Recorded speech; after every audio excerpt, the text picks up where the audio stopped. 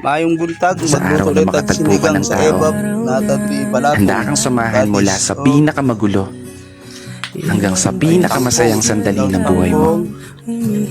Huwag mo nang pakakawalan.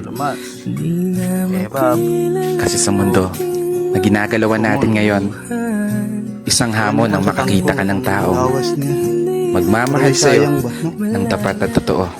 Totoo na ito eh. Taong maituturing mong palagi. Oo, palaging mananatiling sa'yo. Palaging uunawa. Palaging magpapahalaga. Taong tatanggapin ka ng buong buo maging sino ka pa. Ano man ang estado mo sa buhay o kulay ng paa. Taong hindi lang nakabase sa kung anong nakikita ng mga mata.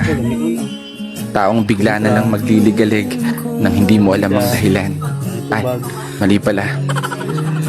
Taong makakasama mong mangarap at abutin ito ng sabay. Taong aalalay, lalo sa mga panahong tatakot kang tumulay. Takot kang sumugal, takot kang humakbang. Pinanghihinaan ng loob sa pagkakataong hindi umuugnay ang mga plano at gusto sa pag-ikot ng mundo. Isang palaging napupuno sa mga pagkukulang, kahinaan at kalakasan na tinataglay mo. Isang